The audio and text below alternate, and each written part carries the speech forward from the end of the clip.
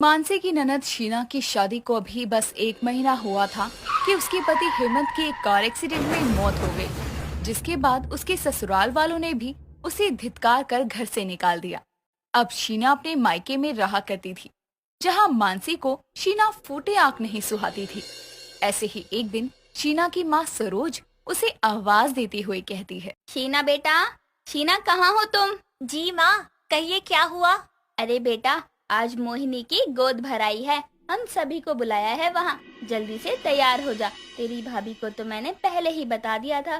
बेटा तुझे बताना याद नहीं रहा, जा जल्दी से रेडी होकर आ। जी माँ, अभी आती हूँ। शीना इतना बोलकर कमरे की तरफ जा ही रही थी कि तभी वहाँ मानसी आकर कहती है।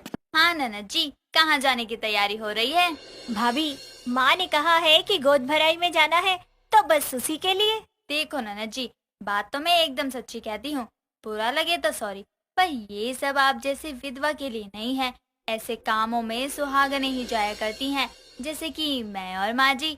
आपका वहाँ कोई काम नहीं है। बहू, ये क्या बकवास कर रही है? अरे माँ जी, गुस्सा क्यों होती हो? जो सच है वही तो कहा है। विधवा है आपकी बेटी तो विधवा ही रहेगी ना। अपना घटिया मुंह बंद कर, समझ गई? नहीं तो मुझसे बुरा कोई नहीं होगा। शीना बेटा, जादू तैयार होकर आ। शीना बिना कुछ कहे अपने कमरे में जाती है।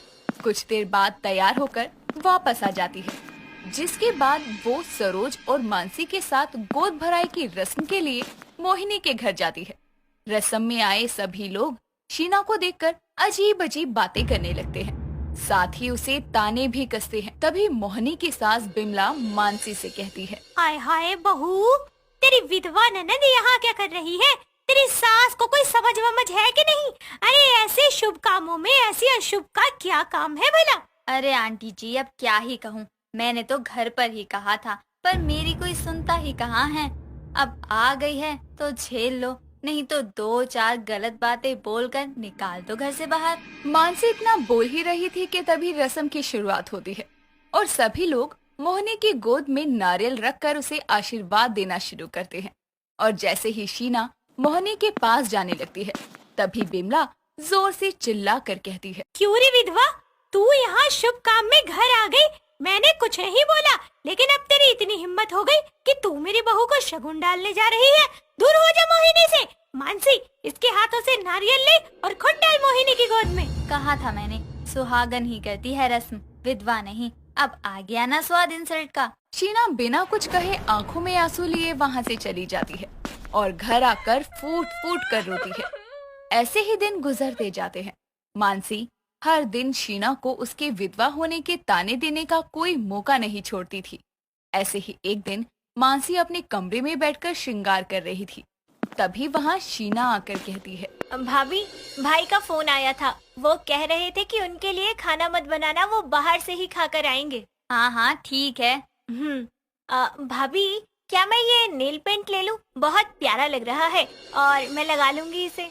ओ हेलो मेरी विधवा ननद, ये सफेद से रंगीन होने के ख्वाब मत लो, समझ आई बड़ी नेल पेंट लगाने वाली। अरे ये सब आपके लिए नहीं है, ये सुहागनों की निशानियां हैं जो बस सुहागनों पर ही फपती हैं, आप जैसी विधवा पर नहीं। भाभी, नेल पेंट तो कुंवारी लड़कियां भी लगाती है ना, उनका क्या?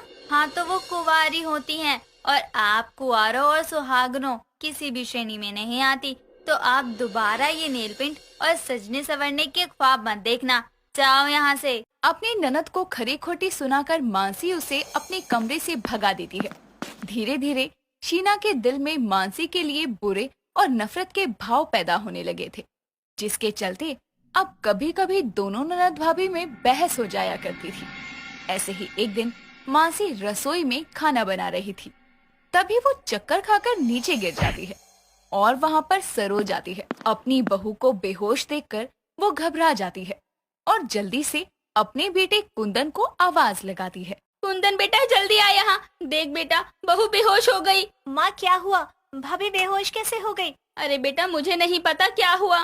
तभी वहाँ पर कुंदन आ जाता है, जिसके बाद सब मिलकर मानसी को हॉस्पिटल ले जाते हैं। डॉक्टर मानसी का चेकअप करते हैं और पता चलता है कि मानसी माँ बनने वाली है। ये बात सुनकर सभी के दिल खुशियों से भर जाते हैं, जिसके बाद मानसी को वापस घर लेकर आते हैं और सरोज कहती है। बेटा तेरी कोख में जो भी हो, लड़का या लड़की, मुझे दोनों से ही बहुत प्यार है। अब 9 महीने तक तू अपना और अपने बच्चे का खूब ख्याल रखना। भाभी, किसी भी चीज की जरूरत हो तो बस आवाज लगा देना, मैं सारे काम कर दूंगी। हाँ हाँ ठीक है। इतना बोलकर मानसी वहाँ से चली जाती है। ऐसे ही कुछ महीने बीतते हैं। सरोज और शीना मिलकर मानसी का खूब ख्याल रखते हैं, पर मानसी को अपनी विधवा ननद का उसके आसपास आना जरा भी पसंद नहीं था। ऐसे ही एक दिन मानसी सरोज को कहती है, माँ जी, मुझे आपसे बात करनी है कुछ। हाँ बहू बोल, क्या हुआ, कोई दिक्कत है? जी माँ जी, बहुत बड़ी दिक्कत है, और दिक्कत का नाम है शीना। बहू ये क्या बकवास कर रही है? माँ जी देखो, आपको बुरा लगे या अच्छा, पर मुझे शीना का मेरे पास होना जरा भी पसंद नहीं है। अरे मैं एक सुहागन हूँ, भगवान की कृपा से अब तो मेरी गोद भी भर गई है। कुछ समय बाद में मैं एक बच्चे को जन्म देने वाली हूँ। ऐसे में ये विधवा शीना बार बार मेरे माथे लगने आती है, जो मुझसे और नहीं सहा जा रहा। तो क्या अब मैं अपनी बेटी को घर से बाहर फेंक दूं? बहू तू कैसी बातें करती है? अरे उसके साथ जो भी हुआ, इसमें उसकी क्या गलती थी? वो तो वैसे ही किस्मत की मारी है। वो सब मुझे नहीं पता। या तो आप अपनी बेटी को इस घर से कहीं दूर भेज दो, या फिर मैं अपने मायके चली जाती हूँ। इतना कहकर मानसी वहाँ से चली जाती है। पर मानसी की कही सारी बातें शीना सुन लेती है। उसे बहुत बुरा लगता है, साथ ही गुस्सा भी आता है। एक शाम शीना हाथों में दूध का ग्लास लिए मानसी के पास जाती है और उसे दूध पीने को देती है। और जैसे ही मानसी दूध पी लेती है, तभी शीना कहती है, बहुत घमंड है ना आपको अपने सुहागन होने पर, अपने माँ बनने पर। अब दोनों ही आपके हाथ से चले जाएंगे। ये क्या बकवास बातें कर रही हो? बकवास नहीं, सच कह रही हूँ। ये जो दूध आपने पिया है ना, इसमें मैंने जहर मिलाया हुआ था, जिसे आपने पी लिया, और यही दूध मैंने भाई को भी दिया है। अब आपका सुहाग भी मरेगा और आपके पेट में पल रहा बच्चा भी मरेगा, वो भी 1 घंटे के अंदर। तब आपको जाकर कहीं एहसास होगा कि दर्द देने का मतलब क्या होता है, जब हर कोई आपको जलील करेगा। शीना के ये बोल सुनकर मानसी के छक्के छूट जाते हैं। वो सारे घर में शोर मचा देती है, साथ ही उसके पेट में भी दर्द उठने लगता है और वो बेहोश हो जाती है। करीब 2 घंटे बाद जब उसे होश आता है, तो वो चिल्ला कर कहती है, मेरा बच्चा, मेरा पति, कहाँ है सब? अरे बहू मुबारक हो, तुझे बेटा हुआ है। और कुंदन मंदिर गया है बेटा, भगवान का शुक्रिया करने। क्या हुआ भाभी, डर गई थी ना? आपने मुझे हमेशा ताने दिए, कभी मेरी कदर नहीं की, पर मैंने आपको कभी कुछ नहीं कहा। आपको मैंने जो कुछ कहा था वो सब झूठ था। मैंने दूध में कोई जहर नहीं मिलाया था। अरे मैं इतनी गिरी हुई भी नहीं हूँ भाभी कि ये सब करूँ। किसी को खो देने का गम क्या होता है, ये बात मैं बहुत बेहतर तरीके से जानती हूँ। शीना की बातें सुनकर मानसी को अपनी गलती का एहसास होता है, जिसके बाद वो अपनी विधवा ननद से माफी मांगती है और फिर कभी उसे ताने नहीं देती। और उसके बाद सब लोग मिलकर खुशी खुशी रहते हैं।